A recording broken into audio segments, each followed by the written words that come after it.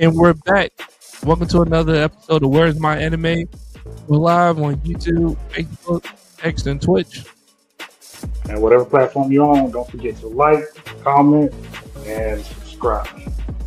As always, I'm your boy Jay Sama. And I'm Dap. And let's get into it on another episode of Where's My Anime? Yes, sir. And we back. And your boy Jay Sama. We got the evil man, Dap, anime review antagonist of the year. Some call him the Skip Bayless anime review. We call him Dap on the show. Then we got the manga guy, Chris Fry. Be careful because he will bring spoilers all day, every day. What's going on, fellas? What's up? Not much, man. Another great Friday to talk about anime. See what y'all got to say. Let's see what I got to say. Can't wait What to about you, Chris? hate on some vigilantes a little bit. Though I will say, not too bad. It wasn't too bad this week, but there was moments. Oh, that's a shocker right there. Hey, hold on. I don't mean to interrupt you, but man, we getting hit up in the comments early today, man. We already got some announcements in there. True. Hey, crew. Hi. Hey, what's popping? What's going on, man? Thanks for Top of tuning in the morning. tonight. Thanks for tuning in tonight, of course. It's not the morning. I think it's evening. Hey, man. Hey, Top look, of the morning somewhere. Fair enough. Chris, I'm going to tell you right now, man. Dap is going to say some things that don't make sense, and sometimes I just roll with it. It's been every episode so far. Hey, a lot of things in this life don't make sense, so that's all right. Fair. I just roll with it, man. But yeah, appreciate you, head crew, man. Shout out for coming on the show tonight. Hey, drop some more comments in there, man. If you agree or disagree with what we talking about tonight, or if you got an anime that you want us to review, man, we here for you. So go there, man. Hey, you guys watching any anime outside the anime that we're gonna be talking about tonight? I'm creating my own short film, my own slice of life. I haven't made my chance to indulge in any other shit. Yeah. What about you, Chris? I know you reading some manga, man. You can let us know, man. You started reading Goku Loser Ranger. No, I have not. I have not started reading. I'm trying to do the anime route for you guys, since you guys keep it to that. But Yeah, for sure. I've been watching that. I'm almost done with the Reign of the Spellblade. It doesn't get really any better. Okay. So, that's about it, though. I haven't seen anything else. I did start Go-Go like I should have forever ago. Super good. So anybody who hasn't started it, definitely recommend it. At least so far. Okay, for sure. Yeah. So for tonight, for our audience, man, we're gonna be reviewing My Hero Academia Vigilante Season 1, Episode 12, To Be Hero X Season 1, Episode 11, Yaba Samurai Legend Season 1, Episode 11, Fire Force Season 3, Episode 12, and then we're gonna wrap it up with Go Loser Ranger Season 1, Episode 22. So I've been trying to keep up with the beginning after the end. I think the last episode I watched was just another episode of boringness. So I think I'm about to just drop that from my anime watch list, just period, at this point. Stop finding that garbage, man. That's all you're doing is finding that shit. Stop that shit. Bro, you know, sometimes, man, you get invested to a story. You just want to see like how it's gonna end up. You know what I'm saying? Because the story isn't that bad. It's just the fact that the execution is terrible. The animation is terrible. The fight sequences are terrible. It is trash. But I like the story, man. I'm just trying to figure out where it's going. I think Fry will even tell you, just read the manga, bro. Just stop watching the anime and read the manga, man. I haven't heard good things about the anime. The manga's great, though. Yeah. I think I might take you up on that. But before we start, man, y'all got anything y'all want to get off your chest before we go in tonight's show? Nope. Happy Juneteenth. Happy, what's that word? Be belated. Happy belated Juneteenth. There you go. Other than that, nah. I got All right, no. All right, let's get into it, man. First on the docket tonight, we got My Hero Academia Vigilante Season 1, Episode 12, the day of. Chris, I'm gonna let you go first on this one since you said that you actually liked this episode.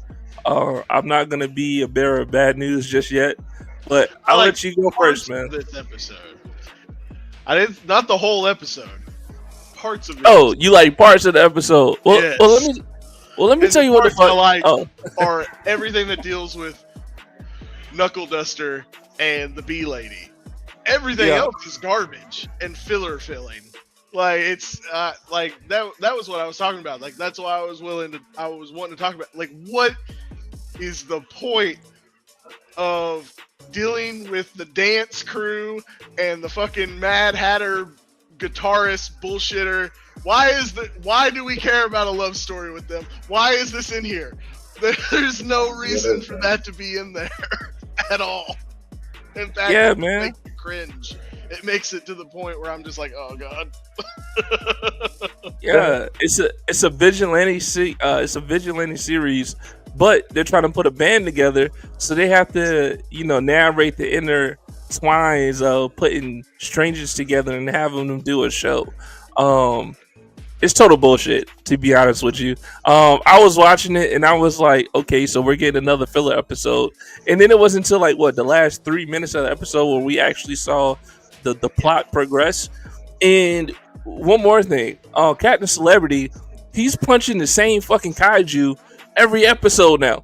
It's like he's defeating the same enemy and then saying some shit at the end of it every episode now. He's beat what, 3-4 kaiju level or kaiju sized villains? Right, like what are we doing, man? And it's like the same way. Like he just swoops in and like punches them one time. Yeah. Like what are we, Staged events. I'm gonna go ahead and call it now. He's a celebrity putting on a show. Hey man. He's trying to build up his stress value. Trust value. I don't know what the fuck he's doing, but this isn't it, man. Vigilante, My Hero, y'all gotta do better than this, man. Y'all gotta do better. I mean, at this point, we're just funding the bullshit. You know what I'm saying? Hoping for more. Which I haven't seen a good episode since Stain. Since Stain became Stain, right? Since he came with that resolution that this is what he's gonna be now. And I haven't seen a good episode since. We've been getting a lot of filler / a little bit of plot progression at the end. This is the formula that My Hero has been presenting us with, and it's time for a change, man, because it's bullshit.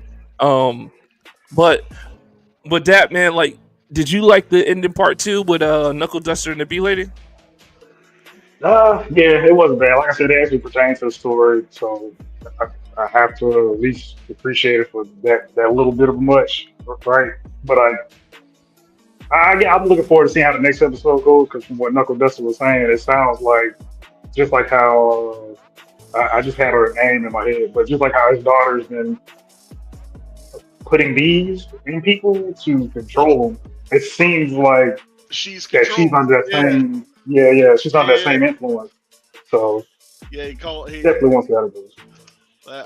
Go. I will say that too, Prior, you did call this. You called that on the.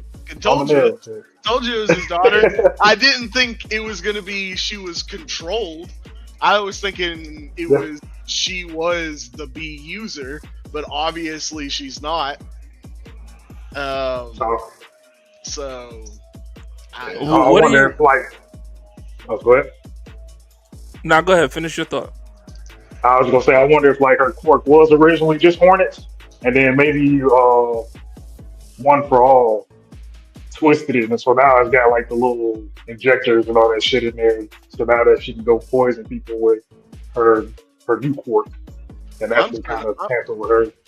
I'm starting to wonder if like it's more of a, like, we've seen a bunch of animals now be like, injected or whatever. I'm wondering if what it is the bee user is the queen bee that has somehow been enhanced, probably by All for One, to be intelligent, and somehow this queen bee is able to basically take control of a body, and then she generates bees within the body, and that's what we see with her, worker bees that can explode apparently and inject people with the drugs.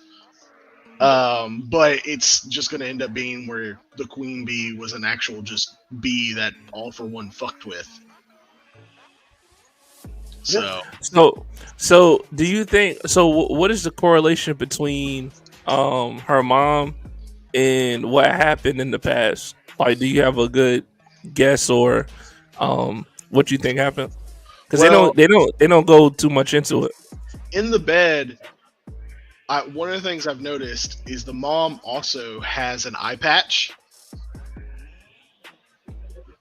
So I'm wondering if the mom was a host as well.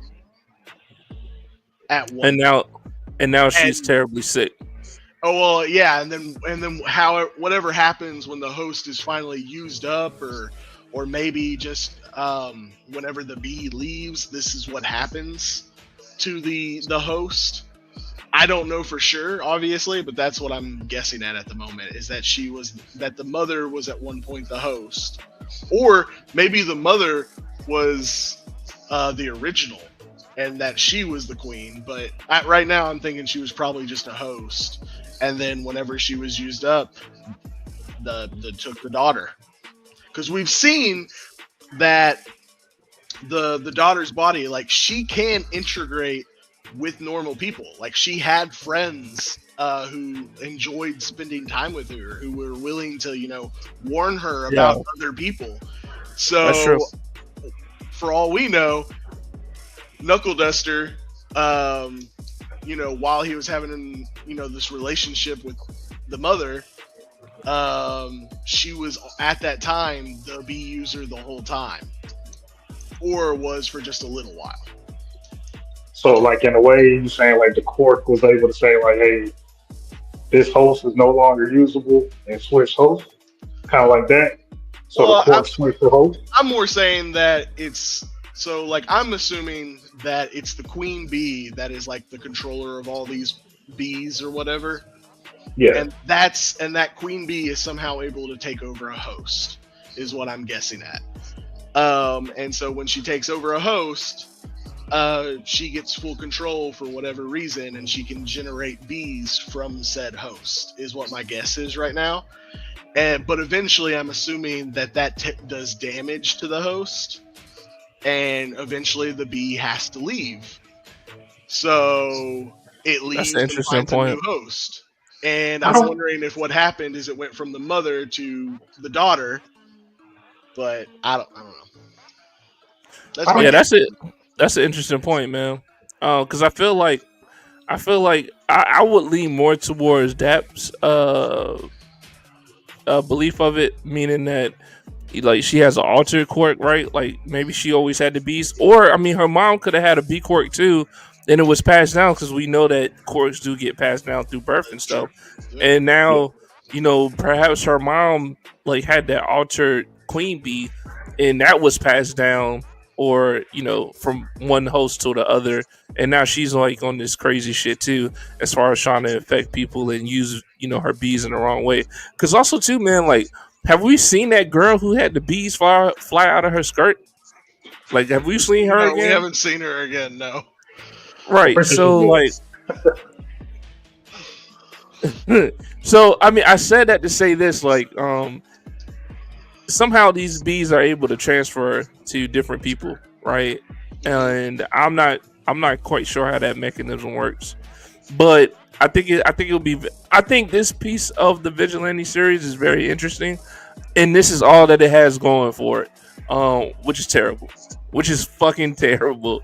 But I am interested in knowing like how this shit originated and who's really like the mastermind behind all this stuff, for sure. Yeah, good. Even like the fight scene, Knuckle Duster and the bee lady too. I mean, it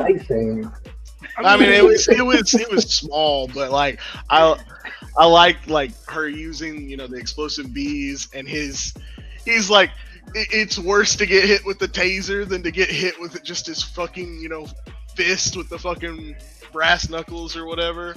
And then, of course, when she fucking runs, I thought it was cool to see him using the grappling hook and showing exactly, how he's getting around the city.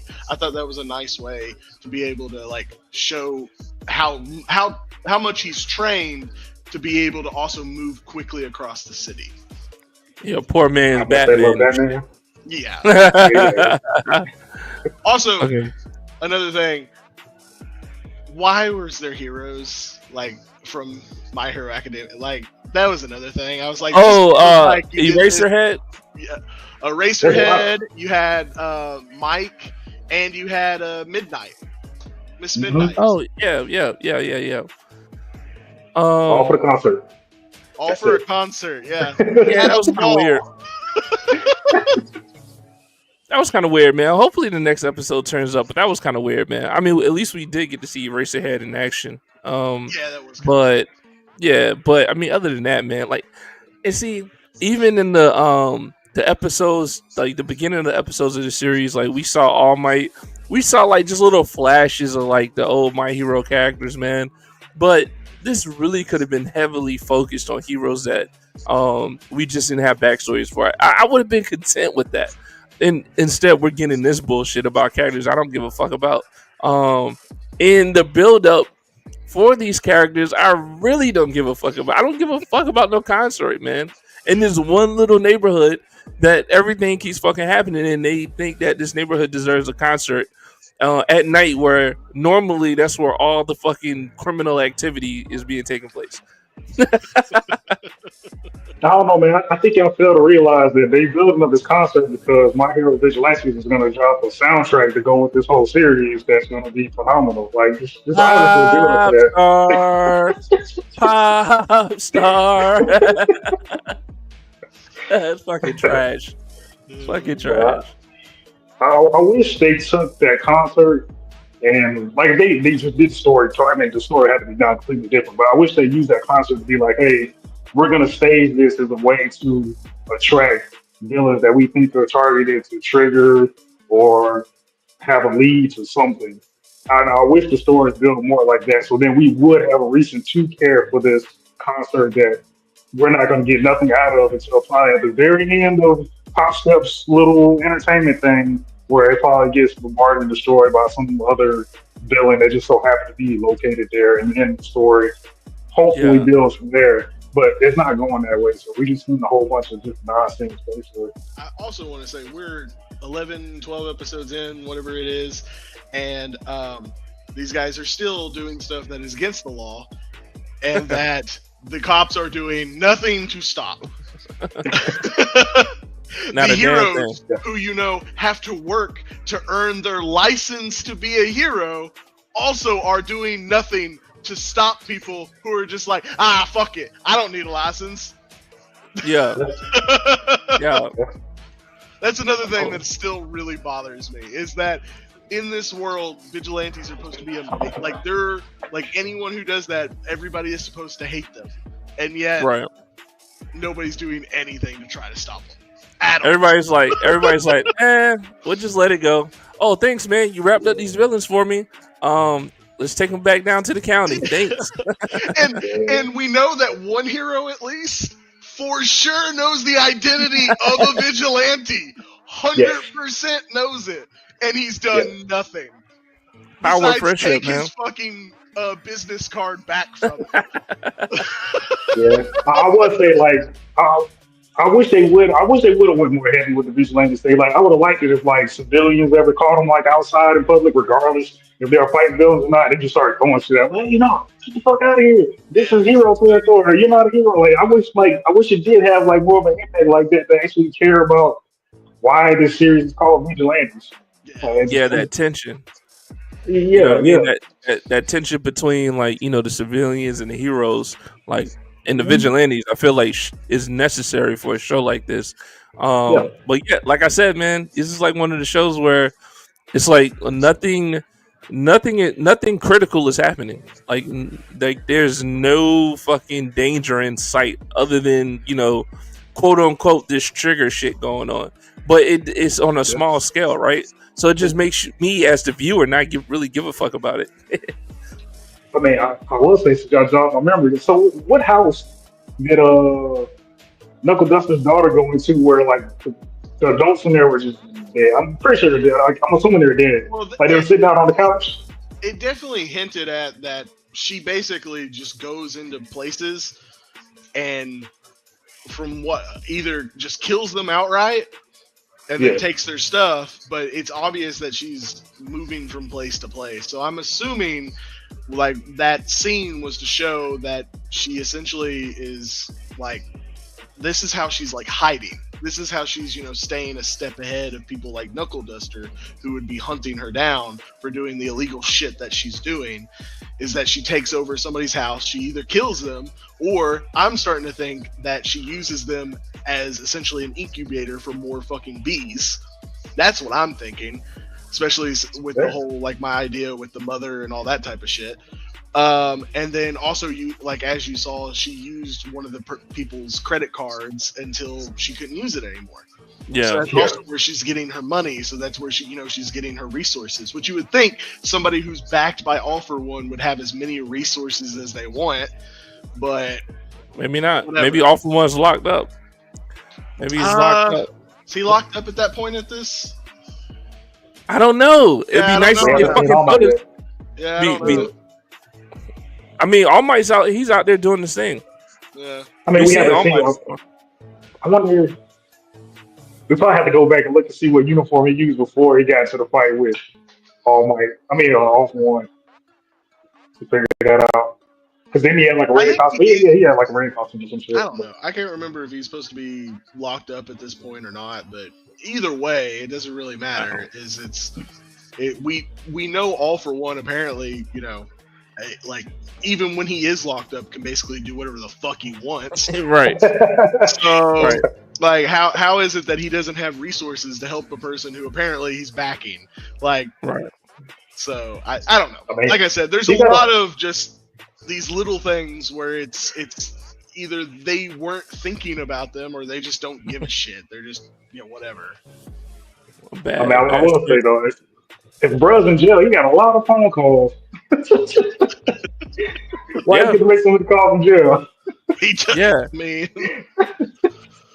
I mean, All for One, doesn't he strike you as one that if he's in jail, it's because he wants to be in jail? Like, I mean, that's how they play. Like actually, I mean, nah. Like a little different from actual, like more or less like an Aizen move, right? Like, you know what I'm saying? Like, oh, I'm only in jail because this is exactly where I want to be at for everything else to fucking happen and go according to my plan. You know what I'm saying? That's the tip I'm on. All for One's always been the type of guy where he seems like, regardless if he gets screwed, like a plan doesn't go right or whatever like that, he has so many what would you call them? Contingency plans and shit. Yeah. It doesn't really matter what you do. He has something to fall back on, essentially. Yeah. So now we're saying that All for One is part of the Evangelists.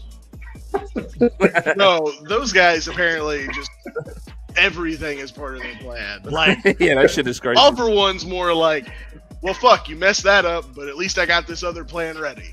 Like, that's more his thing. Like, because even in My Hero Academia, like sometimes when his plans would get fucked up, like you would see him get frustrated, but then he would be like, but we can now do this. Like, he always had something available to move to. Yeah. So, what y'all giving this show, man? What y'all rating it? What y'all giving this episode? I got a number in my head already. For the last 3 minutes, I'll give it like a 6. Before that, I'll give it. That's steep. I'll give it like a 4. So a 5 total? I guess it was such a meh episode, but I did like the end pretty well. I thought it was fun. So. Well, what about you, Dap? And I got more information about the bee chick. So. 2.5. I give it a 3. I give it a 3 for the last 2.5 minutes. That's the only grading it on. It's not much time of like. It's probably like 5 minutes worth of content that should have been reversed. It should have been 14 minutes of content, 5 minutes of bullshit, and then Indeed. Yes, indeed. Hey, y'all let us know out there in the chat, man, if y'all agree with our ratings tonight. Just go ahead and drop in there. If you watch this episode, let us know what y'all think about it. If y'all actually think it's a 10 or 9, because I'm gonna go ahead and call filler alert on this episode. Absolutely, except for the last 2 to 3 minutes. But y'all let us know what y'all thinking about out there. Any closing comments before we go on to the next show?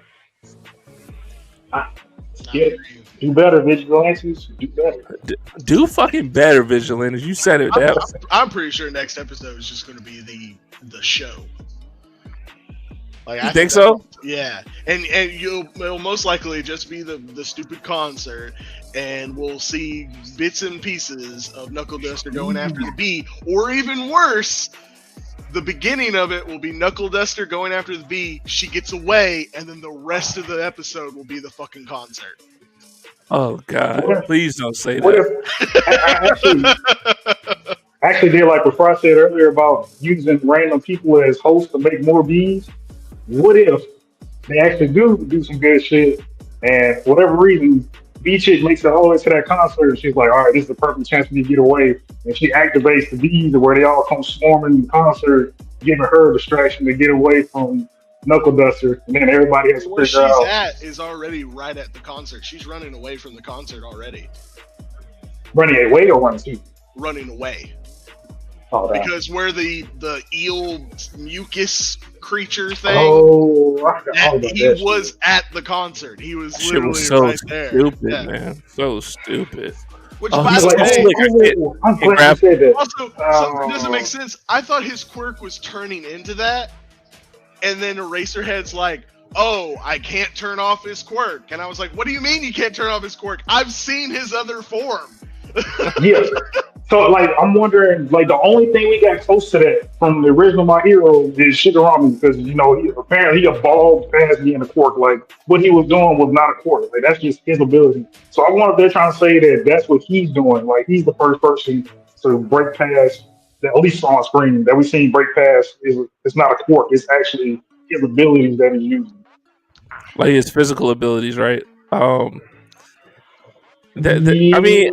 mean, they could try to play that off as like the blueprint to how they altered Shigarami, because they put him in one of those fucking Saiyan tubes and shit, and like did all this genetic what is it called? Modifications and shit. Yeah. Modifications and shit, right? So I wonder if they're saying I wonder if they're gonna say Trigger was like the blueprint for them going that route, or that scientists going that route in the old OG My Hero, to make Shigarami into what he is, present time. I mean that'd be pretty cool if they tied it together. But at this point, I don't have any faith in Vigilante doing any cool shit like that. All right. I mean, it would make a little bit of sense. The girl does make a comment pretty much every time we see a villain that they will be good data for her. That's true. That's true. So maybe to pull out will they link it? Will they link it together though? That's the thing. They probably will, but they'll probably link it in a very stupid way. Man. All right, guys. Well, without further ado, we're gonna go ahead and go to the next anime tonight that we're gonna review. Are we all good? Yep. Yeah. All right, let's get into some good shit. Let's go. We're gonna tonight we're gonna be talking about 2B Hero X Season 1, Episode 11, Road to the Crown. Now, if you guys have been watching this show, we've been talking about 2B Hero X ever since it came out. This is one of the animes that I actually enjoy watching. I actually get a little anticipation for the next episode to watch it. It is it's different from other animes I watched. This anime is kind of like based off of having trust level and trust factor, and you got fear in here too, and you got these heroes that apparently all want to be Hero X one day. So we're in episode 11. Chris, you went first last time. Dap, you want to go first on this one, or you know what? Nah, I can go first. I had to rewatch it. It didn't. Stanley, the episode didn't stick. Not because it wasn't good. I just brain fog. Let's go with that. Like it didn't. Everything didn't click the way it should have. So I'll let y'all do it. Okay, so I'm gonna just All right. This is what I'm gonna do. All right. So this episode here, the reason why I like this episode is because episode Where's My Anime episode 27, I talked about this very thing, right? I wanted to make sure that To Be Hero X in the first season, and quick disclaimer, guys, we do not read the manga. Well, 2 out of 3 of us don't read the manga, and we're only commenting on the anime, right? So we haven't foreseen any future details of this anime. We just been watching it. Pure ignorance. We just been watching it through the anime. All right. So with that being said, what I really liked about this episode was that we actually got to saw heroes and we got to see excerpts from the past episodes all kind of accumulate into this one episode, right? Like we got to see Scion. We got to see Queen, which we saw Queen in the previous episode. I feel like we got to see what's his name? Who? The Johnnies. Little Johnny and Big Johnny. Oh, yeah. Little Johnny and Big Johnny. Yeah. Yeah, the guy with the cat. Cat ears. Unicorn thing. Wait. He was in the previous episodes? No. Oh, no. Okay, my bad. Yeah. Okay, my bad. No, like. Yeah. You get a new hero. We do get a new hero. Probably have episodes of. I'm assuming we'll get to see them again. Yeah, I want to say, didn't we see something on the news about the Stand Firm guy? Didn't we see something on the news? Yeah, you did see Stand Firm guy. Yeah, because when he became a hero, it was his hero event. Right, it was his hero event. We got to see that, and I'm like, yes, like I'm loving this because they tying shit all together. I'm seeing the timeline and stuff. I don't think we saw anything about Nice. Did we see anything about Nice? I don't think so. But this would have been further back, so this would have might have been before Nice was really a hero. Oh, that's true. Just get the original one though. Still got the original. Yeah, possibly the original Nice. But anyway, I just love how they tied it together, man. And then we got to see like 2 characters from, I guess, different timelines on the same screen. And we got to see some of Queen's background, and they didn't water. I mean, they didn't take a lot of time in going into her background, right? Like I feel like it was fairly done. I don't think it was rushed, like how you guys said that the last episode was rushed with that whole little trilogy pack. But I mean, I was liking the flow of it, man. And then we got to see some action. We got to see some 2D action. I was like, oh shit, like let's go. So with this episode, man, I'm thoroughly pleased. But Chris, you can go into some further details of things that you liked about this episode. Well, first off, I love Queen. I love her power. Yeah, she essentially just says a command and it happens. Like that was cool as shit when she did the up to the bad guy and then just lets him eventually drop and splatter. That was fucking cool. Yeah, it's kind of OP, but it's cool. Yeah, I do like that we finally got to see the guy I've been wanting to see, which is who ended up. Yes, Hero X. Yeah. Apparently, he doesn't have a name yet, so everybody just calls him X. Which is confusing. Yes, very. Wow. But I can't wait for us to find out like how he beat Queen, because apparently not even Queen knew. Like she doesn't even understand how she lost.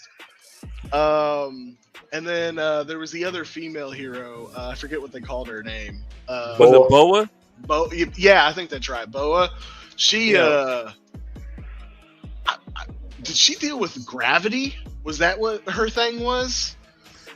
Nah, like, she was more like a fucking Wonder Woman, man. Like to me, like she just had like like super, was that like final scene though, and with all the weird like bubbles or whatever, where she oh, that was Fear, bro.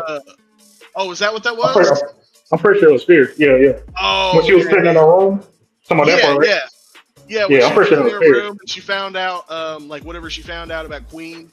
Being somebody's daughter. Yeah. Which is probably the management guy's daughter. I don't know. That's what I thought. I thought she was the journalist's daughter. I thought that. The guy who saved Cheyenne, right? Or Yeah. the one that found Cheyenne? Yeah. I mean, I didn't think they actually told us. Maybe I don't know. Because she was like, oh, like, she's his daughter. Like I thought that was like the cliffhanger, right? Like she's his daughter. Like they didn't really tell us who daughter it was.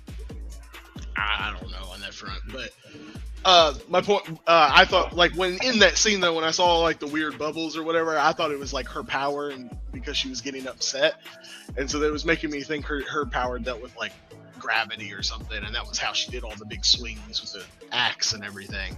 But you might be right, or that might have been fear. I didn't even think about that, to be honest.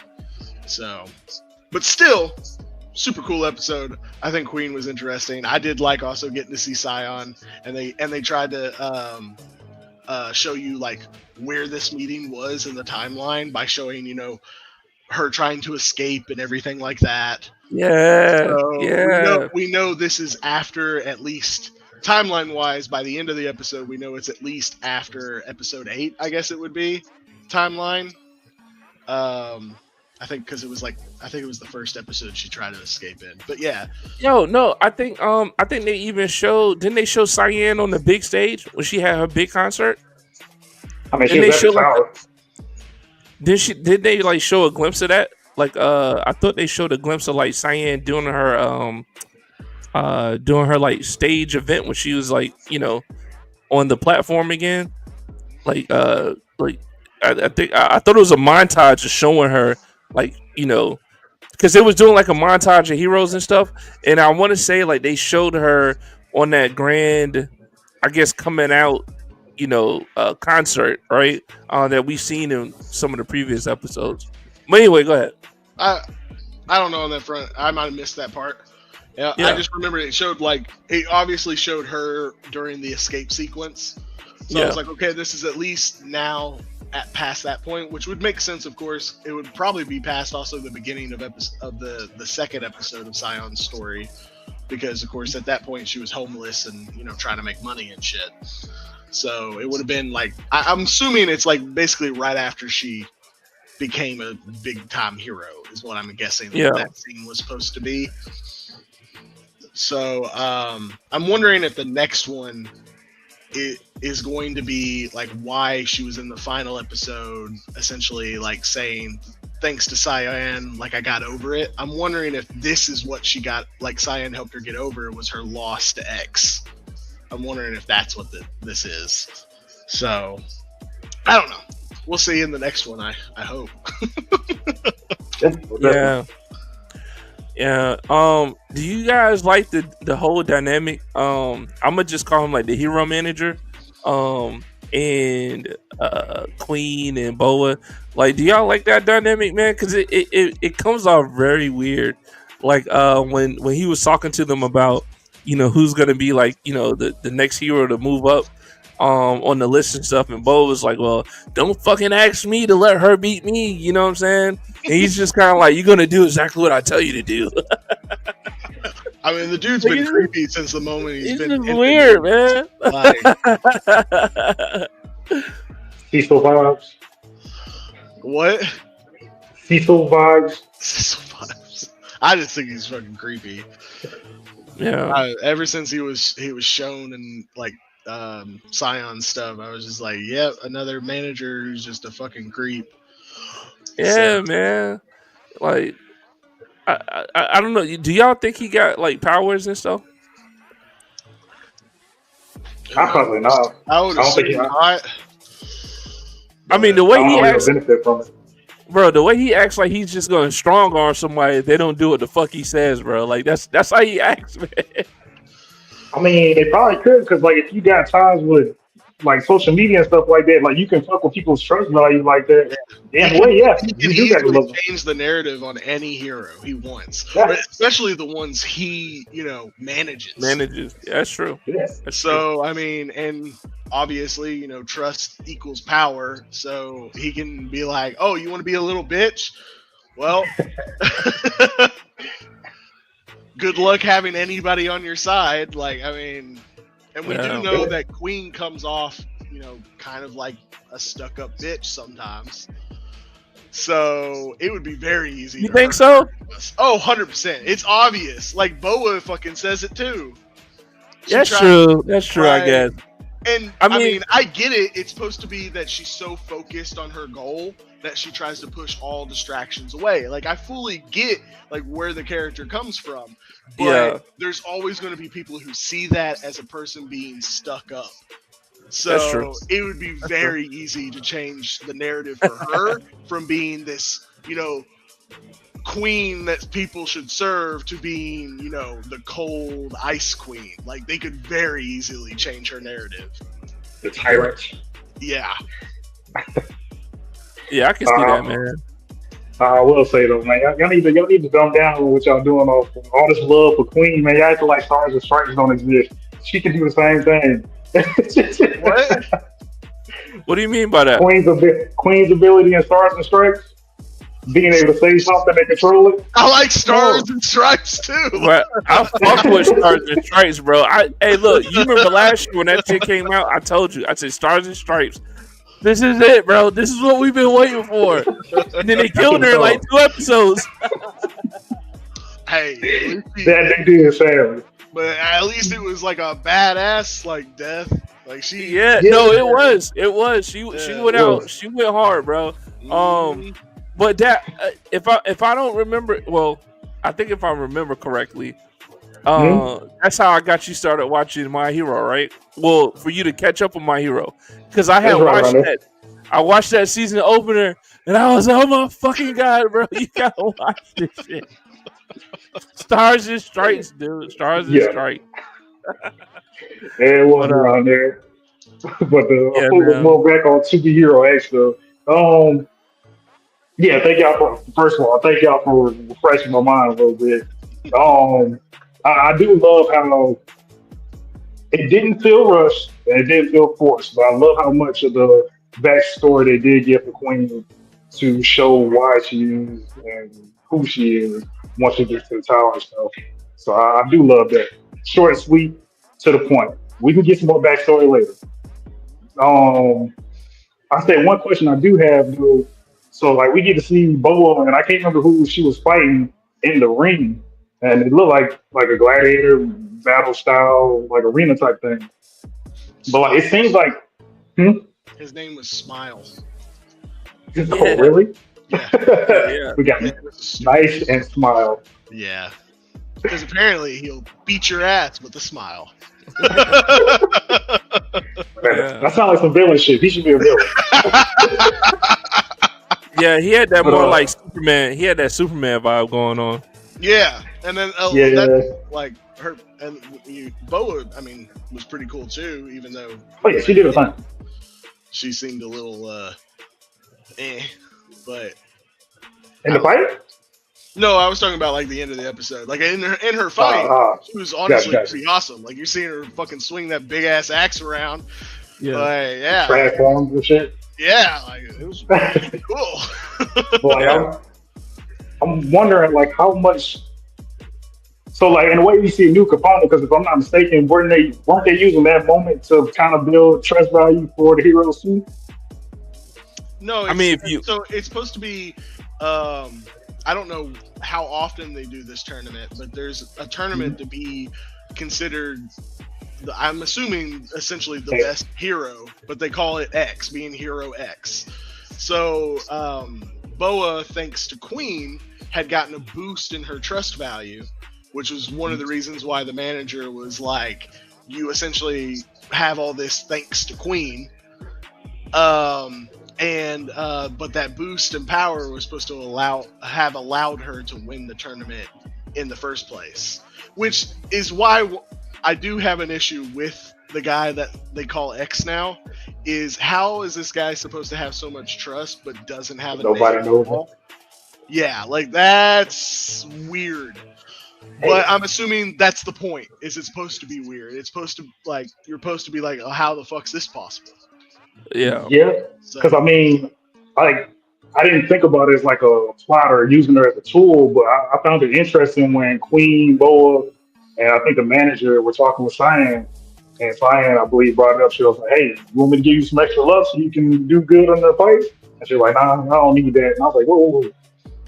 So we can just go around and touch people, like just give them enhancements and shit and have them go on with their day. Like, and to think about it like that too, like, granted, the guy that found Cheyenne, like, I doubt he went trying to look for a hero and shit. But he did find a hero. So I wonder if he kind of plays a part, like, in the reason why she even made it up to the tower, and now maybe she'll be used as a tool for like other heroes and enhancing their luck or enhancing their trust value by using her luck to up the ante on any other heroes. I wouldn't put it past that the manager helped Cyan's like level go up. I would definitely not be surprised if that happened. Now, especially to like use her as a tool. Now, Queen, for sure, denied it because she didn't want to be able. She didn't want anyone to be able to say that she won because of luck. Yes. So, but yeah, I definitely wouldn't be surprised if the manager specifically helped Cyan so that she would get higher, and most likely never told her. So, yeah. Keep her oblivious and she got up there just like how everybody else did. Hard work and training. Yeah. I think that might be about it though. I don't have nothing much else after that though. I'm looking forward to seeing what Hero X is about, man. Maybe he got like some AI that's doing constant streams and shit, boosting up his trust value, so he don't need a whole bunch of people backing him. I don't know. I'm curious how that part works. Or maybe he's a hero that has trust value. However, he could be in a disguise. Like nobody actually knows what this what his disguise is, right? Like he could just be appearing as somebody who, nobody knows that nobody knows. Yeah, and also, how does it not work? How can you have how would the same person? Okay, I can see like that. Like, yeah. So like, think about it like this. Think about it like this, because we noticed with Nice, right? Mm-hmm. His trust value was fucking transferred to the guy that wasn't Nice. He just looked like Nice, right? Okay. So if you take Nice, right, and make him look like somebody else that nobody recognizes, does his trust value go away, or does it still stay there? I don't know about that one. I think Iso kind of played out that one because we had plenty of people that looked like Iso, but they didn't have Iso's full trust value. So that's correct. That's correct. But we never seen a hero have trust value and look like somebody else who didn't. That's what I'm trying to tell you.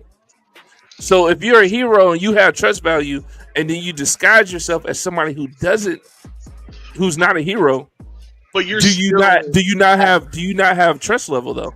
I think you would still have trust. I think you would still have trust because you would still be that person. Absolutely. Yeah. But you would be under a disguise that nobody recognized. Yeah, but I don't think that like one, this dude just, no, like, this dude doesn't have like a mask or anything hiding his face. I mean, he doesn't, but like it. For me, I'm thinking he's gonna be like the linchpin for this whole story arc. Something about him is going to bind all these stories together. I don't know why I'm thinking that. I think it's just because they're making him out to be this mysterious thing with his introduction here. But I think he's going to be the central point to how these timelines all these stories connect. Did he shoot Moon? Did he shoot Moon? No, he stole shot Moon. Go back.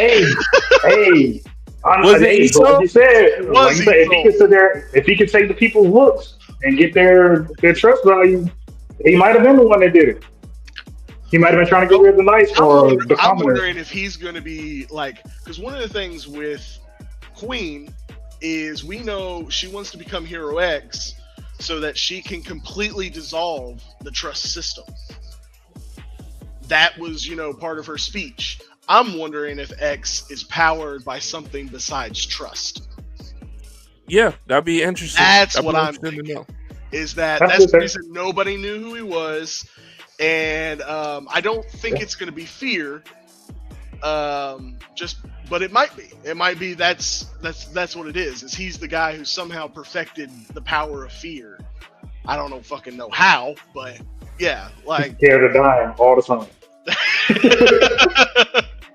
But I'm wondering if that's what it's going to be. Is X has some type of other way to power himself, and that's also like, you know, why he's so much stronger too, because apparently he was able to beat Queen and or whoever else, or he fought Boa too. Yeah, able to beat both. Yeah, he beat the shit out of Boa apparently, and didn't know how, and they didn't know how he beat them. Which is crazy. It's crazy. Like you sat there and watched it in the arena. It's getting recorded, but you don't know what happened. Yeah, that's weird. But you know what? You know, a portion of it that I did like, that comedian dude when he was up there and he was talking shit about Boa and Queen about the like, what are they gonna do now? I thought that was pretty funny, man. They're gonna put me out of business. Yeah. But with that being said, guys, what are we rating this episode? I give it a 7. Maybe an 8. I really enjoyed it. I'll give it an 8. I'm giving it a 9, man. Hands down. I like this episode. I like the spiciness of it. I like how shit was coming all together, man. I told you guys as soon as I watched it, I said To Be Hero X is getting spicy tonight. You did. Love it, man. Love it. I like it. Yeah, I'll follow suit, man. Granted, like I need to go back and watch it. Like I wasn't watching it at any point. I was just like, ugh, like what's going on? Like actually, I did. For whatever reason, I got confused when they were showing the timelines, but I was able to get that straightened out. But it's a good episode. I'll say 9 as well. I'm definitely looking. And you know what? And that just reminded me of something too, man. Because I almost thought I was tripping when what's the guy name with the dog or the cat with the animal? Oh, Johnny. Little Johnny. Little Johnny. Yeah, I almost thought his pet had something to do with fucking Queen's powers, man. Until she was just like, "Oh, I can't move. He's so irresistible." And I was like, "Oh shit." You know what I'm saying? I thought something else was happening. Well, we didn't talk about that part. Like it's weird as shit. Like when he introduced Big Johnny, he's like, "Hey, this is my son." Oh yeah. Do you want to pet him? Like I definitely want to see how that's gonna come out. Hopefully, they kind of get away from this. I wouldn't mind if they got away from this and focused on Little Johnny for like 2-3 episodes, just so we can get a background on him because he's a hero in the tower. So he's one of the top 10. I definitely assume he's going to be. He's definitely going to be at least a couple episodes. I'm betting. So, Little Johnny and Big Johnny. Yeah, I definitely see how that dynamic is gonna play out. Because there's another character too that's got a pet too, though. So I'm curious how this hero and pet thing is gonna play out. Yeah, that was kind of weird, man. I was like, I said, okay. But I almost thought something diabolical was going to happen. So I got super excited real quick. And I was like, damn, nothing. No, you know it's just Queen apparently can't turn away from something adorable. I'm pretty sure it's the power, man. There's no way that's not his power. There's no way it's not. Which is kind of out of her character, right? Like, you know what I'm saying? From being like this stuck up, graduating, top of her class in university at the age of 14 and shit. Not because she wanted to, but because she had to, so she could hurry up and be Hero X. Like, did y'all peep that shit, man? Like, yeah, finished. But anyway, so with that being said, I gave it a 9. You gave it a 9, Dap, and Chris, you gave it an 8. 8. Yeah, I'll give that's it an pretty. 8. That's pretty out fucking standing. For today's anime shit we got going on, man. That's out fucking standing, man. For everybody who's just tuning in tonight, this is another episode of Where's My Anime, episode 28. Here with J-Sama, Dap, Chris Fry, the anime guy. We already reviewed My Hero Academia Vigilante season 1, episode 12. We just finished up To Be Hero X season 1, episode 11. And now we're about to get into some Yaba. Yaba Samurai Legend Season 1, Episode 11. Raijinkin versus Ryujinkin versus Yuji Kuki. Yeah, you said it right. Yeah, we'll do what you said. Lightning versus wind. Oh, thunder versus wind. There we go. No, lightning versus wind. Lightning. Yeah, he got that one move, bro. He perfected his shit. The fucking lightning slash. The lightning slash, or whatever the fuck you want to say. Listen, man. Was this episode better than the past 5 episodes? Yes. Did this episode put a bow on season 1? No, it did not. I thought that this episode was cool from the standpoint that we finally got to see them actually fight. But yet I was kind of left feeling underwhelming, right? Like I felt like it could have been more than Onamaru spamming the fucking wind ability, right? Like I thought we was gonna see like some more intricate combat of sword play, if you will, right? And I feel like what we typically got was, what Rajikin, Fujikin, you know what I'm saying, across the board, and this is why I felt like we was gonna get more of what we got in the beginning. Like before, they had these swords with powers, man. They was using is it called like Kyoto sticks or something like that? It was like the fake swords. Bamboo sticks. Right. Yeah, bamboo sticks essentially. So even when they was using the bamboo sticks, man, like they was out there, they was getting busy. We actually saw some good choreography, man. And I feel like now that they have the orbs and they have these swords, it's kind of like, all right, let's just start spamming our special moves, man. And it just doesn't make it feel special anymore. So when I seen Otomaru doing that shit, I was like, okay. And then he was just like, oh, you still haven't mastered Yara Jinking yet, so let me spam some more. I was like, damn, dog. Yeah, this ain't gonna stop. So yeah, man, for me, man, this episode, it was a better episode than all the previous episodes, but I think this was this is one of these episodes where it's an episode too late, right? Meaning that if I would have saw this back like 5 episodes ago, and then episode 11 or 12 was a more polished meeting of this, because that's another thing too. We know this shit ain't gonna stop. We know that Onamaru, and then he has the fucking orb now that Yaba was supposed to have. So it's like we know it's about to be an endless battle of Yaba trying to get to Onamaru again to fucking defeat him, and now he has to figure out a way to do it without the orb, or he's gonna be on another path to retrieve the orb. It's gonna be a same circle of bullshit just to get down to the end of the fight again, and then hopefully it's not underwhelming like it is right now, because this episode was underwhelming to me, man. Episode too late. Go ahead, Dap. He was good. Like, we had a little bit to go. Go for it, man. Hey, man, I feel like I need the room right now. No, I'm playing. Yeah, man. Like Yaba is on track, man, to be one of those anime where it's just like, I hate to say this. No, I'm not gonna say it. But no, I hate to say this about one of my.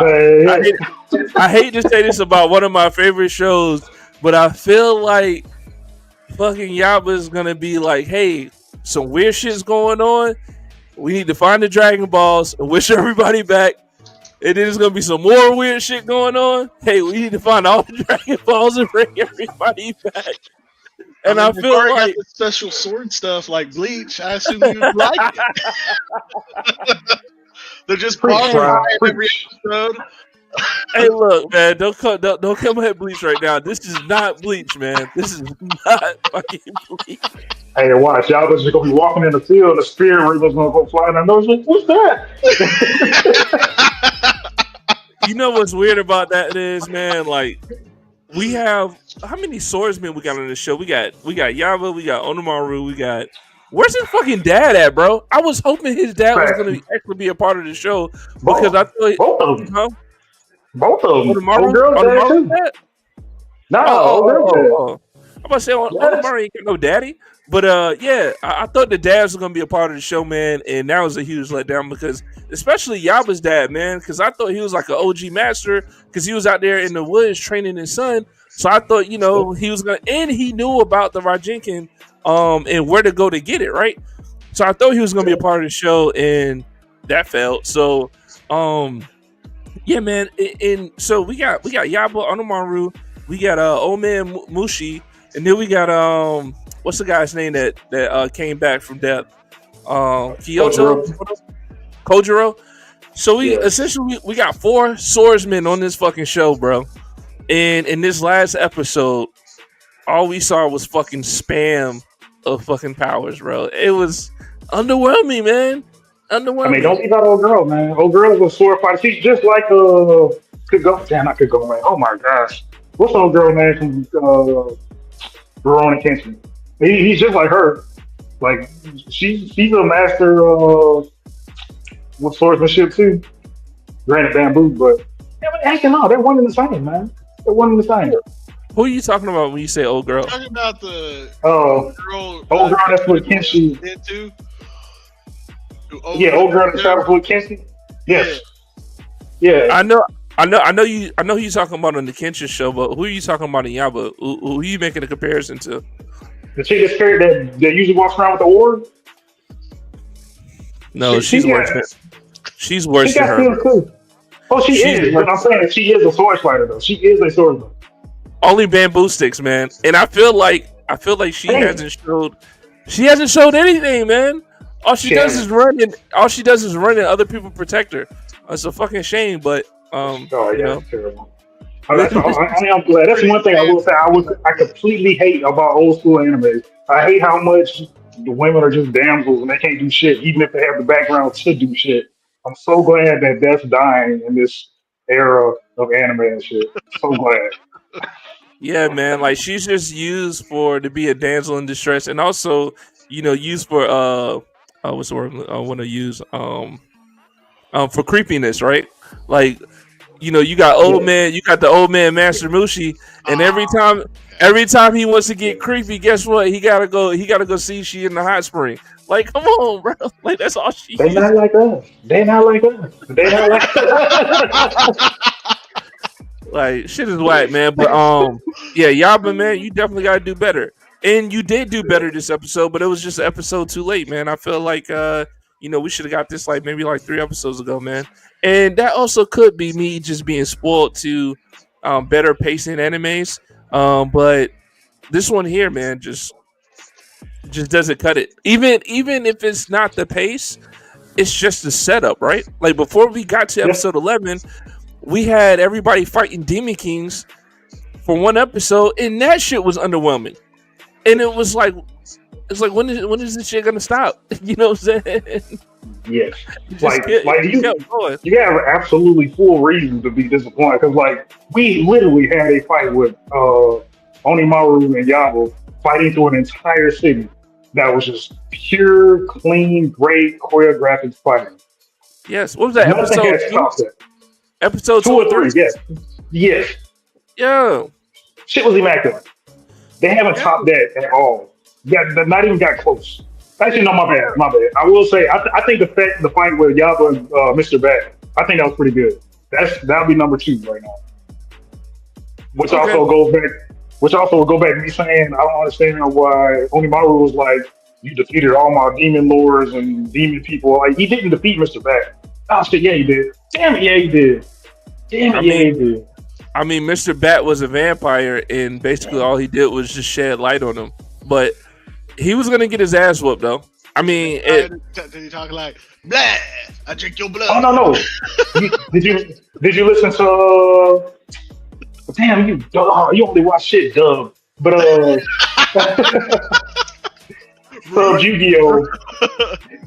Sub Yu-Gi-Oh! Pegasus plays the voice of Mr. Bat. Oh, that's kind of neat. It's pretty dope. Because Steven says the same thing. Like he still calls him Yabba Boy. Like it's all that shit. Like, it's crazy. Yeah, man. Mr. Bat was pretty cool, man. But again, it was another one. It was a one and done, and they built up Mr. Bat. They built up Mr. Bat like he was gonna be king shit, bro. And come to find out, he was just a vampire and fucking died after sunlight, bro. Like, Yeah, it was an ass cool too. But the fighting that they gave us on this episode, they focused way too much on flashy than Yeah, like the actual fight itself. Like we did get some good like regular choreographic combat between Yaba and Onimaru, but it just not in my opinion. it just It was wasn't enough. it was overshadowed by the flashiness of the powers of the swords, man. Which to me, Yes. like they could have just had they could have saved that for the end of the duel and just kept with that same fucking sword mastery choreography. Because look, this whole time, man, which I guess you can give it a little respect since Yaba couldn't really master where his thunder or his lightning strikes were going, right? Like, Onimaru said that he's like, yo, you still haven't mastered that. Because this whole time Yaba has been doing nothing but sword moves and agility training, right? And so with that being said, his ass should have been out there trying to get it like that. And he didn't. This motherfucker was out there fucking trying to spam lightning strikes.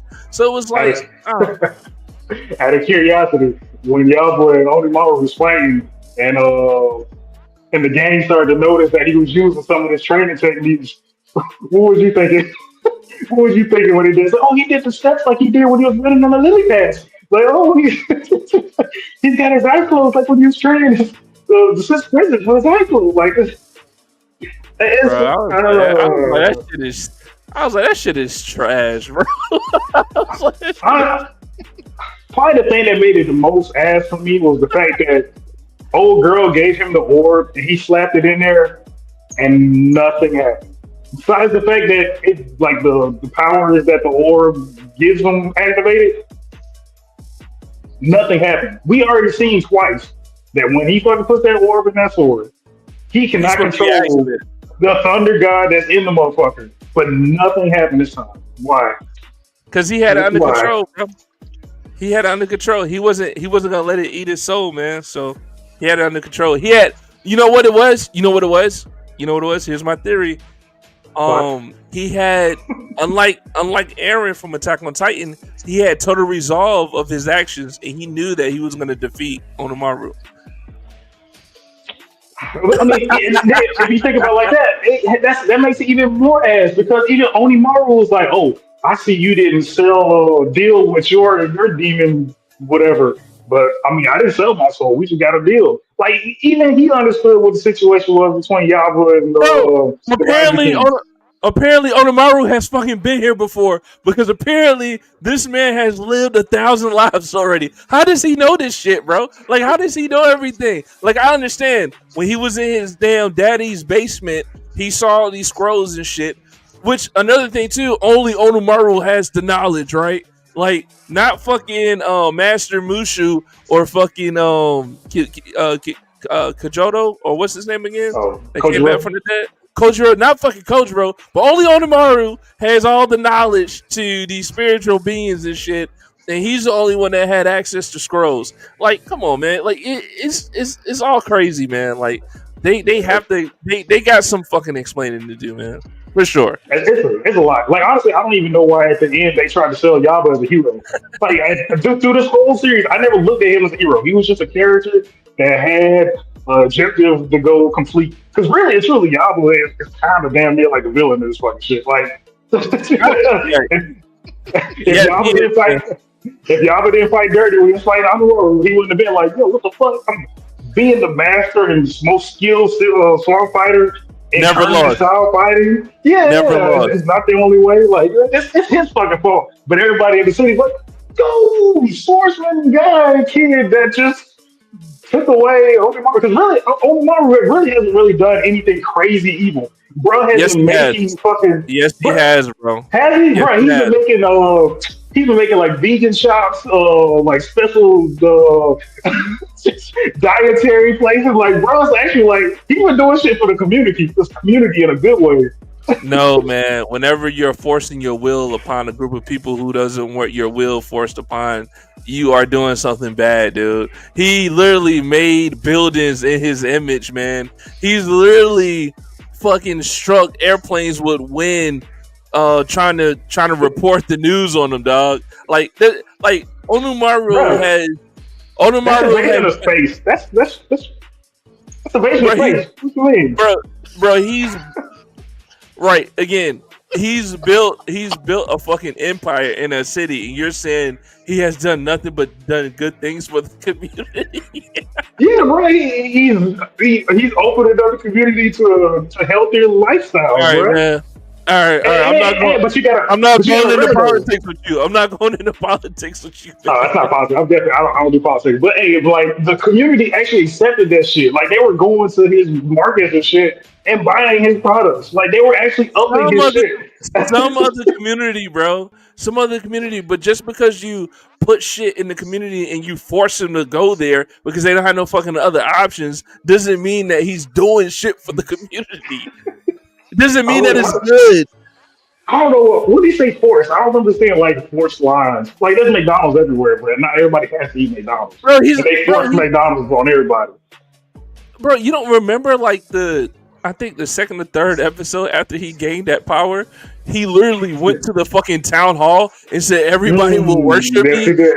Everybody will not tell them. He did do that. He did do that.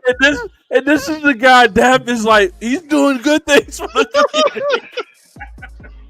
Hey, I bet he wiped off all the McDonald's and all the other crazy fast food stuff that was making people's blood pressure and cholesterol and LDLs and all this shit Man, high as get the hell. fuck out of here, man. He had everybody eating on a healthy lifestyle. Hey, man. Yeah, dude, it's okay to have options, man. But anyway, let's reel it back in. Yeah. What are you giving this episode, man? How you looking at this shit? It's tough, man. Because even the end was even weird. Like, bro, like it ended with a castle that was a spaceship underground that took off and went into fucking space or somewhere. And like, what the fuck was that? Like, even when that was going on, Onimaru went off the rocket. Like, Onimaru was on the rocket and shit, and like y'all was closing in on him because he's flying on his vulture bird thing, and it made it seem like he had a panic attack. He was like, "Go faster!" And then it was so weird, man. Yeah, he was like, he won't be able to get you, master. It was so weird. I don't know what the fuck Onimaru was going to do with a broken Fujikin and the orb for the Raijukin. I don't know what's going to go with that. But what you said earlier made it worse. Like, this turns like basically into like episode 3 or 4 all over again, where now Yaba's going on another journey, learning more techniques to go get the orb. It's just literally a rinse and repeat, but just on a slightly different level, because Onimaru is the one you're going directly to instead of forgetting something, then going directly to Onimaru. Maybe a 4. I think I'm probably doing like a 4, man. I think about a 4. Yeah, man. I'm gonna give it a 5, dude. I'm gonna go even Steven with a 5, man. But you know one thing we didn't talk about? The fucking spider jumping into a giant fucking iron spider. That shit was so trash, bro. Like, honestly, I'm glad you brought that up, because I didn't like that shit, bro. How you gonna have it to where Kojiro slices off the legs to this iron spider? Then the gang just pushes the spider off the ledge. They have this whole dramatic scene where it falls into the abyss and explodes. And then this motherfucker's already. It did explode. Hold on. Time out. Because wasn't it a part in the show where it wasn't a giant spider at first? What was it? It was another animal, because Yaba was like, "Oh, I thought it would have been a spider." Was it a fucking Oh my god, what was it? A turtle. It was a turtle. It's a fucking turtle. It was a turtle. And it flipped upside down, and then it made it a spider. Yes. Which didn't make any sense to me, because you already have a turtle dude.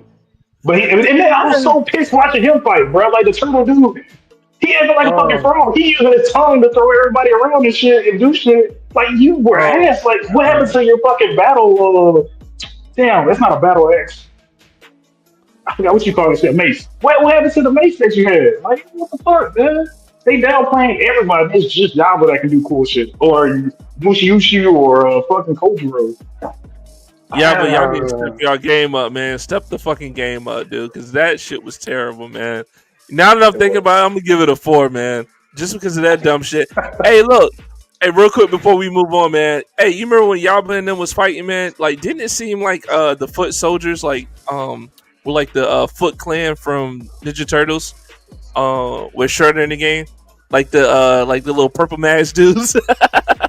Yeah. I should know the name. But yeah, I was getting the first man. You trying to hate on my Ninja Turtles?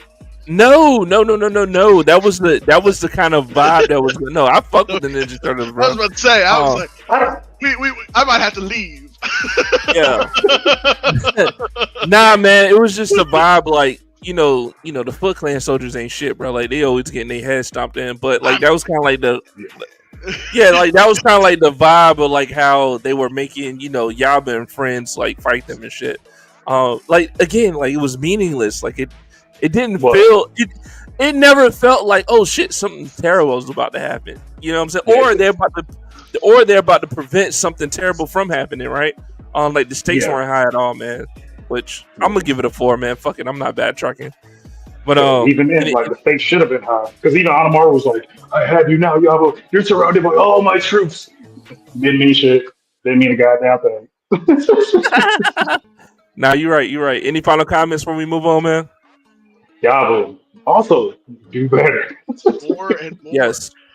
Every time you guys talk about this anime, I don't want to watch it more and more. It just sounds awful. Nah, I feel you on that, man. It didn't start that way, though, man. Maybe if you just watch it to episode 5 and be like, yeah, that was a great ending. Maybe that's how. Yeah. Maybe that's how you gotta treat it, man. Oh boy. All right, without further ado, we'll go ahead and move it along tonight. Everybody who's just tuning in tonight, this is another episode of Where's My Anime, episode 28. I'm your boy Jay Sama. This is Dap and Chris Fry, the manga guy.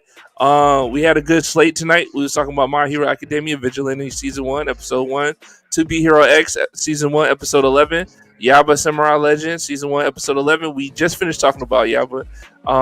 And now we're about to get into some, I don't know, man. I got some shit to say about this one too. Fire Force Season 3, Episode 12, The Madness of the Distant Past. Let me just say this real quick. I've been thoroughly enjoying myself with Season 3 on Fire Force, especially the beginning of it. In this episode, man, there was a lot of new wrinkles being presented here. Which one of those wrinkles is that there's a fire user who's able to change the molecular fucking universal gravity or some shit. Yeah, but they're able to change the atoms on a molecular level, man. Like, I don't understand how that's possible in doing it so effortlessly. But it could be also because maybe he's already linked to the evangelist. I'm not sure. You know what? Maybe he does it. Maybe he does it so effortlessly because he is linked to the evangelist. That could be one of the key things because show isn't anymore. So we got that. We got Shin in a deep state of fucking consciousness. Like, this is the worst blast he's ever fucking been in his life. I don't get it. I don't understand it. I feel like that this is probably like the hardest Shin has ever been hit when we just saw him go toe to toe with fucking Captain Byrne. I mean, we see him fight the Joker. I mean, we see him fight numerous other fucking opponents, man, and this is the one that just has him unconscious for 2 whole fucking episodes. Okay, cool. And then we got to, and then also too, I thought the fucking Titan, I thought the Iron Kaiju or Iron Titan was already killed in the ocean. Learned he's still alive. What's my man name with the ash? Is Ketcho? What'd you say? Ketcho! You said Ash Ketcho? Fuck you, dude. Fuck you, dude. He got you good. Yeah, man. Gotta catch them all, right? Nah, man. The dude with the ash up there, bro. Who only wants to fight weaklings and shit. I mean, he's up there still fighting the Iron Dude. Okay. We learned about that it just finished. He just and he did it with like a Mortal Kombat finishing move. Like, now you have actually become so weak that I enjoy it now. Like, okay, man, like we get you're playing into this trope about you beating up on fucking weak people, but I get it, man. Like, I don't need it all the time, and I don't know, bro. Like, I think I was supposed to enjoy this episode, and I was just left still thinking about what the fuck is happening. And then the whole pillar turns black and shit. Like, what's up with that? What does that mean? And before I pass the baton, this motherfucker Shin goes back in time with the evangelist chick who can see the future. I don't have a problem with those two being together. But what I have a problem with is the fact that he can go so fast, he can go back in time. However, he didn't even do like his... Well, maybe it was due. Okay, let me reverse that. Okay, so he was having a Adola link, but it wasn't a Adola link with one of the Amaterasu. So I'm not sure like how fast he was going, because the only time we've seen him go that fast is when he was linked to the evangelist and when he was linked to old girl who's in the Amaterasu. So what the fuck are we talking about? And he wasn't even traveling at the speed of fucking light from what it seemed like. You know how they animated it, right? Like, they just had regular flames coming out, and I mean, they did the visualizable thing. I mean, I don't know what the fuck that means. They did, because they said eventually he moved at the speed of light. But what I'm saying is they didn't fucking animate it like how they animated in the past before he actually went at the speed of light. And then how was the chick that's attached to surpasses the speed of light? Well, that's what I'm saying. But how was this chick able to survive that? Because apparently Shin is the only one that, when that happens, that he can demolecularize, because he was moving. Whatever kind of logic they try to use for that shit, that's what they said. And then also too, this is his first time doing it. So how the fuck was he able to go back in time at the precise time that the cataclysm fucking happened? Or failed, like the first one. Like, what the fuck, yo? Like, all this shit happened this episode, and I feel like I was supposed to enjoy this episode, but I was just left with more what the fuck questions. Chris or Dad, one of y'all can go now, man. I'll catch the baton on this one, but yeah, man, I felt the same, man. Like that's facts. So basically, we just got confirmed facts from the writers and the directors and the creators of Fire Force that Juggernaut is stronger than Captain Burns, since he's able to fucking show out Shin out for fucking 2 episodes. But yeah, man, there's so much weird shit that happened. The kaiju finally goes down, and then I guess the whole damn thing turns into ash in the water, and then it gets absorbed into the pillar, and then the pillar turns black, and then it starts spewing out matter, which also is shown in the Adola link that Shin and Inca is having. And yeah, like you saying, that whole thing about going back in time, that doesn't make any sense. I didn't even enjoy that either. Like when they were showing it, they were just showing like some AI footage, pictures from like current times in Japan, and they just put show in there like a different weird art style, just making different facial expressions and looking weird and shit. Which I mean, I guess is not different for Shin. Hey, time out right there though, dude. Time out right there. My theory on that was is that when he went back in time like that, I feel like they was doing it from the point of view as if he was like in a manga in those, like he was in the manga at those times looking back at the world. I kind of had like a 4-4 break in there kind of when I was looking at that, but I need the context, man, because even like I didn't even think about it like that either until y'all said it. Like, how the fuck is he hitting it exactly where the Great Cataclysm? Or maybe he didn't. Maybe it's just like a point before the Great Cataclysm that he was able to go in there and see everything. But still, bro. I mean, shit. This is the first time fucking doing it. Whatever. I mean, if they want to make him like if they want to make him like the Flash, they can make him like the Flash. Who gives a fuck? But I just didn't like how I didn't like how he was told this concept and he didn't think about it on his own. No one else ever thought about him doing that to get answers, right? It was only Yeah. told to him by the chick who could see the future, and she could only see the definite future. So it was like, I didn't like that whole portion of it, man. I mean, honestly, have we even really seen Shin go into the past? I don't think he's gonna go into the past. Like when he's fighting, it's still the present, and he just ends up behind, or I mean, at least when he was fighting Show, like most of the time, like he ended up going so fast, he ended up flying straight past him. So like, he was still more accelerating into the future than he was the goddamn past. Even when he was in that Chinese island and he was tapping into Nova, he went into the future. He didn't go into the past. So I don't get this whole past time that they're trying to sell us. And that was for yeah, exactly.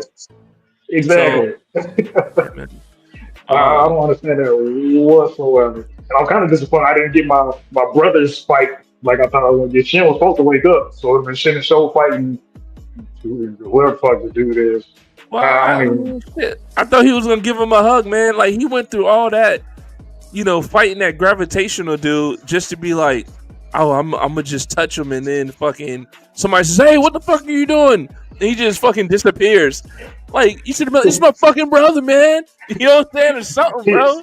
He ran away like when Ariel saved the prince and put him on the island. Like, damn, man. Where's your conviction at, my boy? Oh, man. Yeah, I was hoping that at least would have turned into a fight or something, like some kind of talk. I ain't think like he was just completely bitched out and just ran away. Like, you got your protector there. Like, you still have your old setup. You didn't run out of power because you didn't get your ass beat. You still got your protector, so you got coverage. Like, everything should have been just, hey, let me see what this dude about. I'm here for my brother. I don't care who you are. Like, but it didn't go that way for whatever reason. How many fucking arrows she got, bro? I mean, God. Oh, bro. Oh, yeah, she was spamming that shit, bro. She had them Hawkeye arrows, bro. This shit kept regenerating, bro. Maybe that's like a part of her fucking fire quirk. I don't know what the fuck was going on. But, I don't know. I did like how they played it out, though. I don't know why they played it out like that, though, but I did like how they played it out. I felt like he would have been able to do that without the arrows, just because he can fucking do the time freeze shit. But, I mean, I guess it is what it is. It was still dope to see that much, I guess. But, what you think, Chris? I obviously didn't watch it, but I read obviously this part. So try not to skip ahead. There's definitely a couple things you guys are saying that I'm like, I know what the answer is. So on this episode, the meteor came down. So I'm gonna trying to think of how to say stuff. Keep it real, man. Just keep it real and try not to go past what we're talking about. Definitely, there'll definitely be answers coming in, and I mean, Fire Force has always been kind of weird. It's the same creators, of course, Soul Eater. So some of these explanations aren't going to make sense. It's going to be anime explanations, man. That's just how it works. Sometimes, but I will say, like, the stuff gets a lot more intriguing even after this. Yeah, and you know what? And you know what, Chris, man? I forgot to go off about this too. I mean, not go off about it, but to talk about. So was that the evangelist dude who was basically talking about like the backstory of what happened, or is this like the head demon dude? Because I like this is the first time we're seeing him, and he talks about the backstory of was it Reggie Nobles? I feel like that's not his name. One of the first adventurer people or whatever.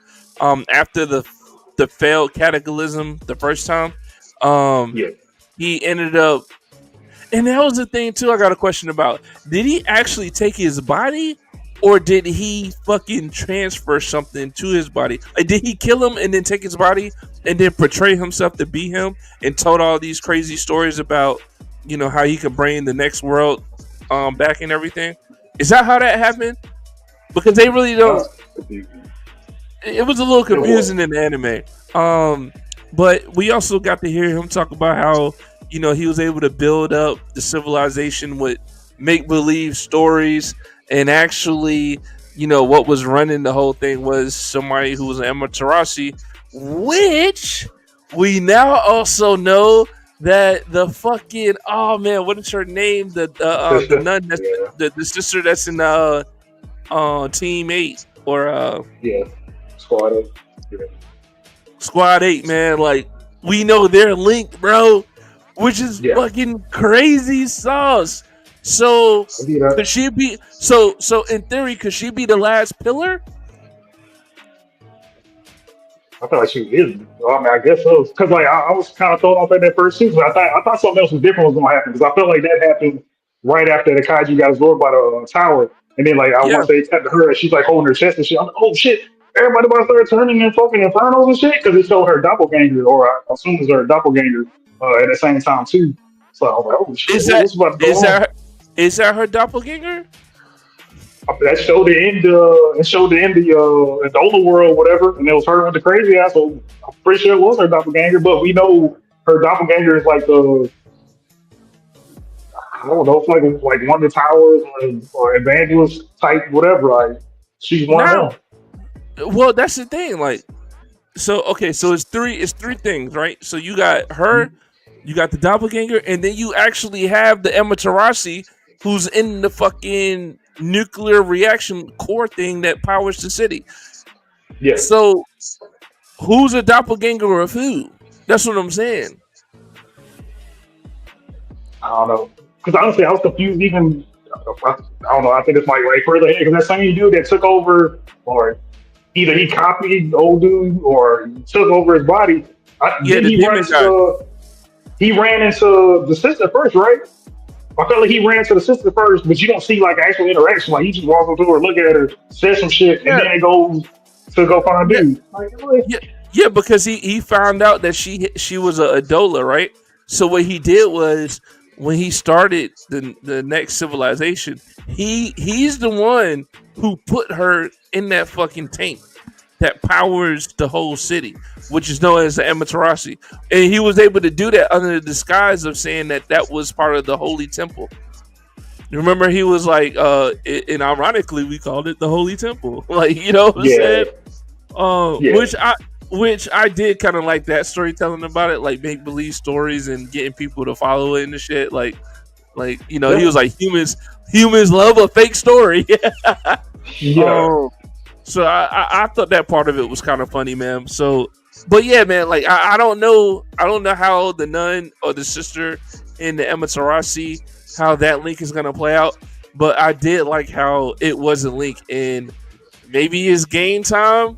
Like maybe she's able now. Maybe she'll have. I mean, because honestly, isn't that a Adolan link? Like, cause like her eyes are fucking glowing blue and shit, and the Amaterasu eyes fucking open up blue and shit. So technically, isn't that like some type of Adolan link? I believe so. Yeah. I don't know, man. Like, I don't know. So I mean, I am excited for that part of the episode, but the other shit, man, with Shin, I don't know, bro. I just didn't get it. I didn't like how that was introduced, and I didn't like how just some of the events happened, man. But overall, man, like I am excited. Like I said, I've been thoroughly enjoying season 3. Like, don't get me wrong, I have. Now you have to wait till January for the next one. Huh? Yeah, was that the last episode? Yeah, this is the mid-season break. Shut the fuck up! Did you read that in the manga? I have the episode pulled up to remember parts of it. Yeah, and it says, yeah, right here. Intriguing setup to sure keep fans interested and engaged until the series returns next January. That's crazy. I can't believe this shit, man.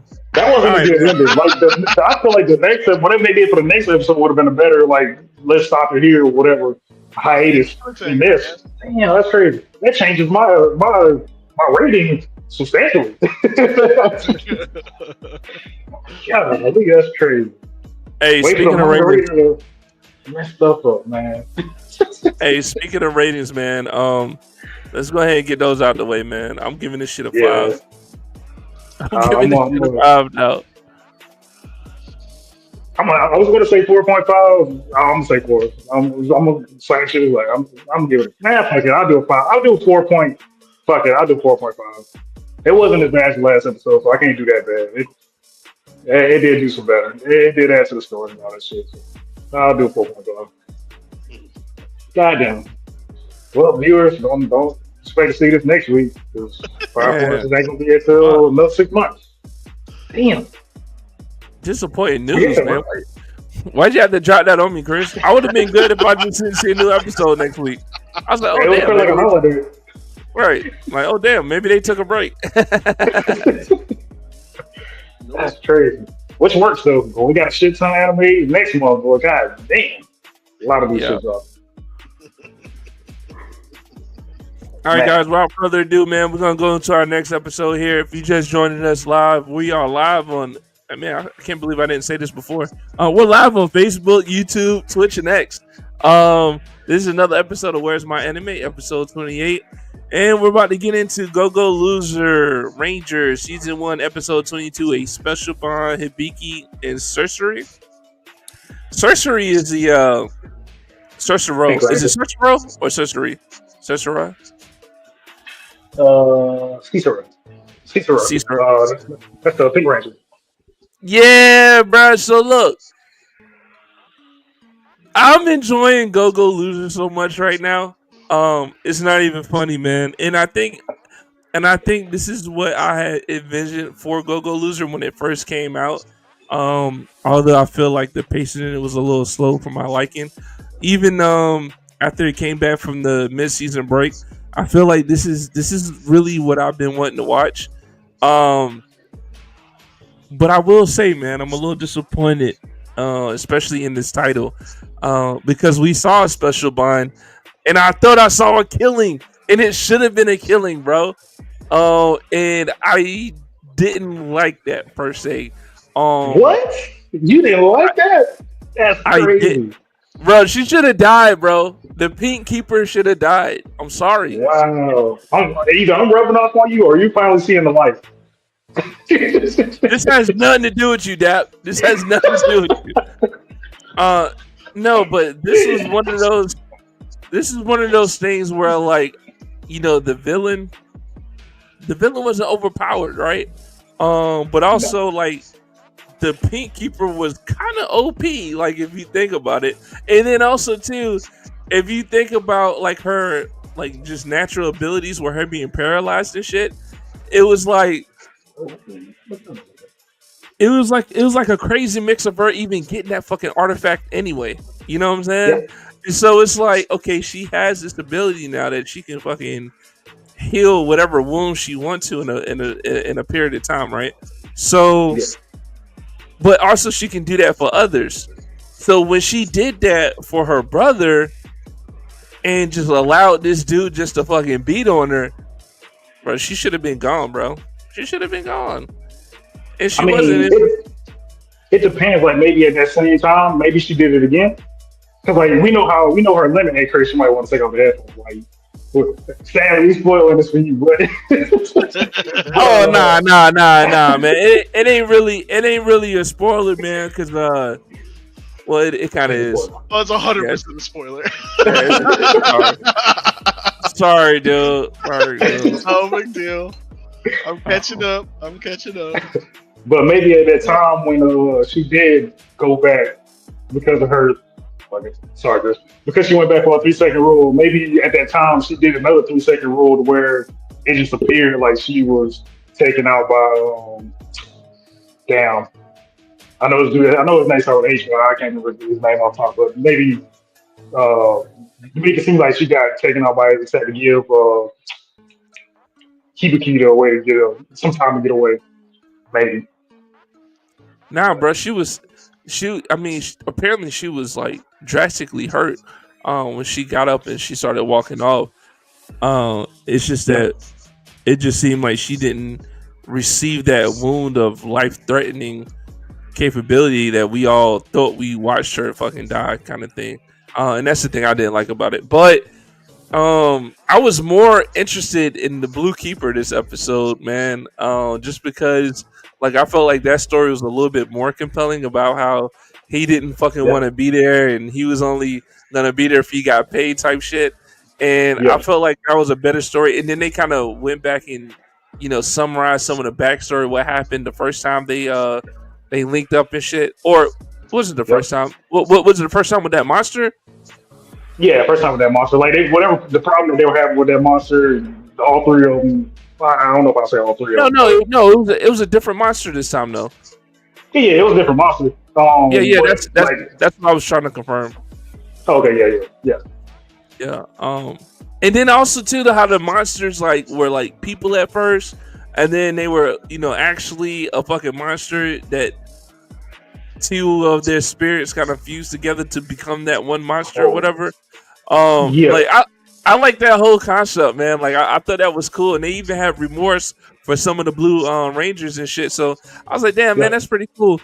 And like I said, I was more interested in the Blue Keeper story, versus the Pink Keeper, man. So I like this episode, man, but I didn't like the execution of that one part. And I'm trying not to talk too much about it, you know what I'm saying? Hey, go ahead. But this shit right here, man, this is what makes me watch anime, dog. Like I feel like the fate of the fucking future is on the line right now between the monsters and keepers, man. And we're getting these different fights, and we're getting these different monsters that get introduced and shit. The one little snag I did have was with the Red Rangers fighting the fucking the lizard guy or the lizard monster. That shit was weird and kind of out of place.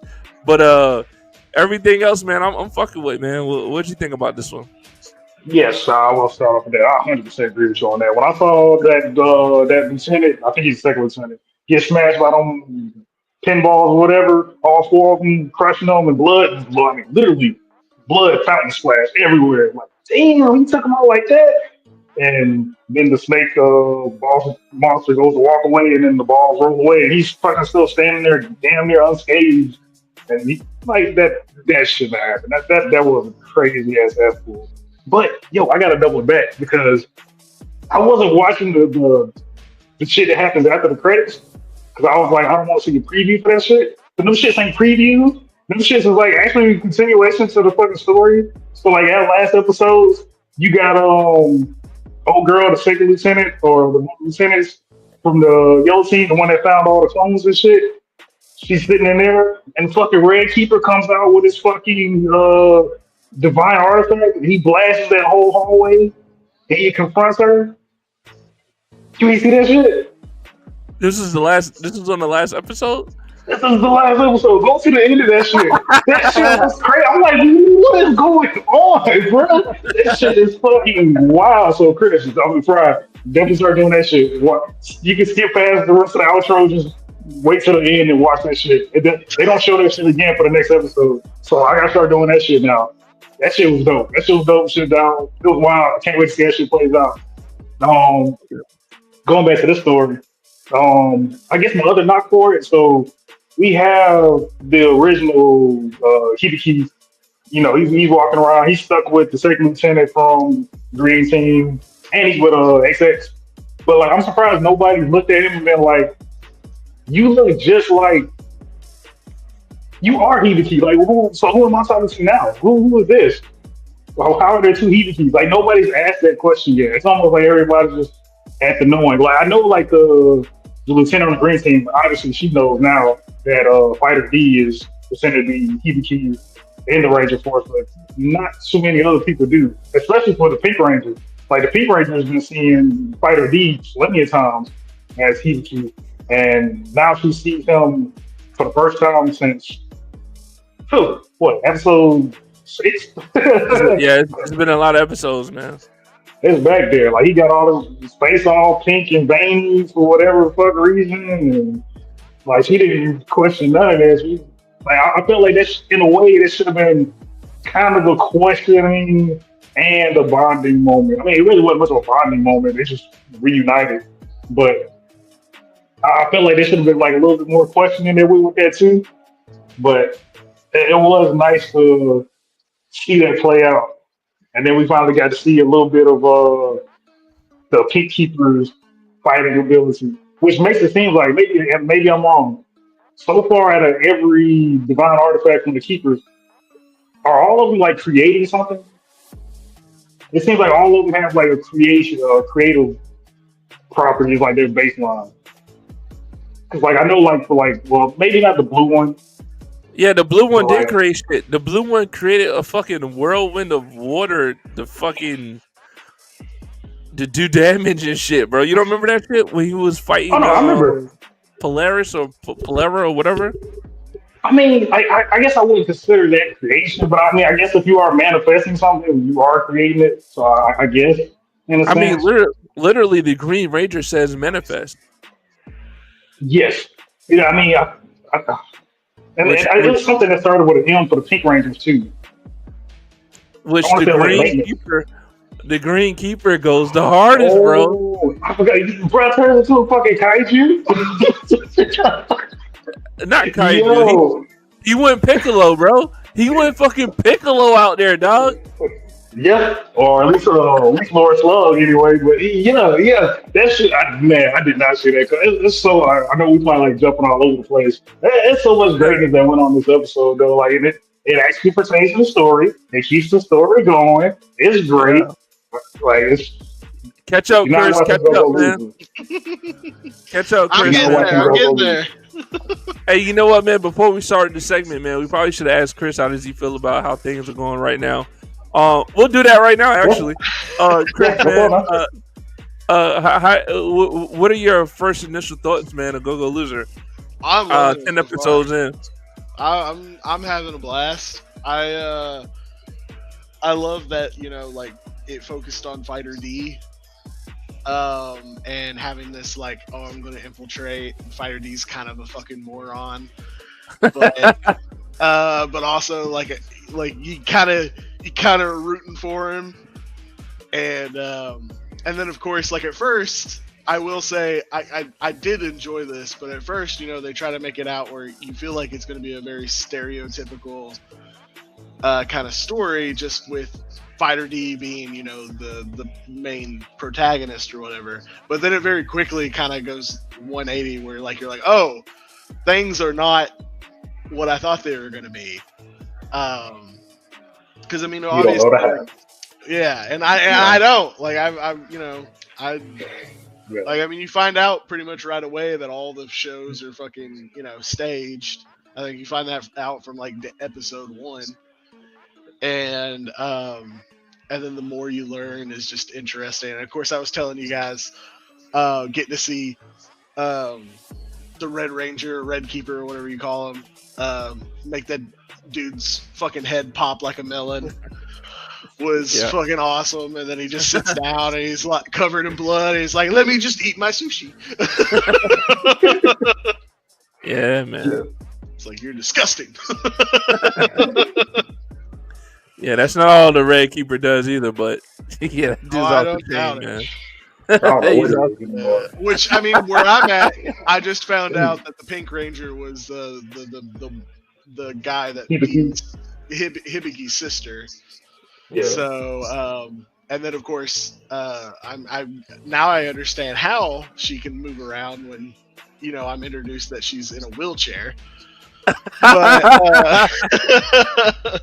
I now understand how she can do it. Yeah, but, man. It was weird that she like when you find out that she is well, that his sister is the Pink Ranger.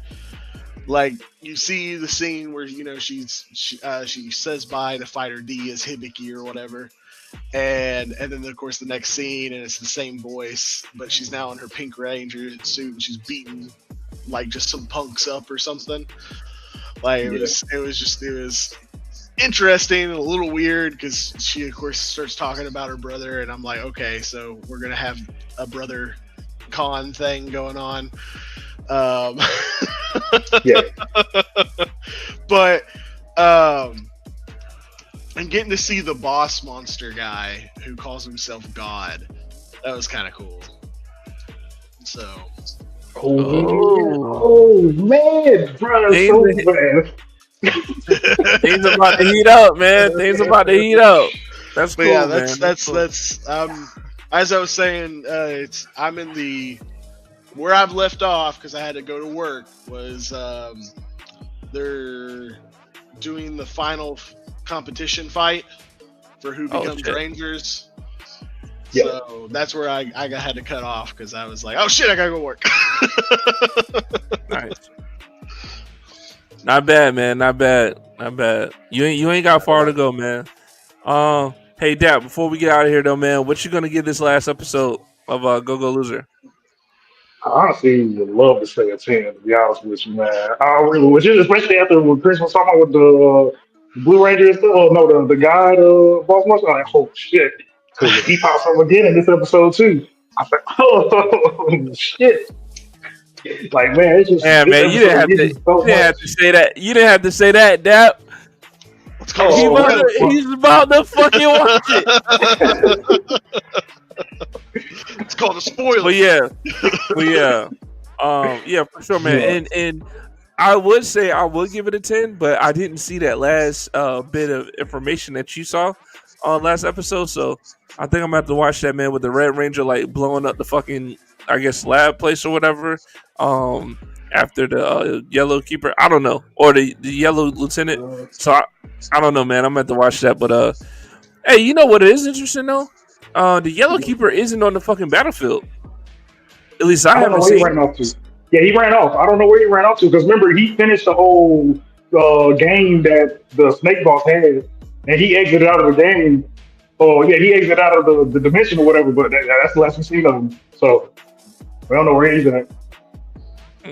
Okay. All right, man. But does anybody have any last comments or anything before we get out of here? We kind of we're kind of like at our last brink, man. What's up? What you got, Dap? Nah, it's not a long enough. It's not a long enough time limit for me to bring it up. So I'm gonna save for another good time. Well, go ahead. Hey, go ahead and hit him with a teaser, man. What you got? Hit him with a teaser? Nah, I can't tease that, man. Ain't nothing to tease, man. Go ahead, man. Hit him with the teaser, man. Let him know. Hit him with a small preview.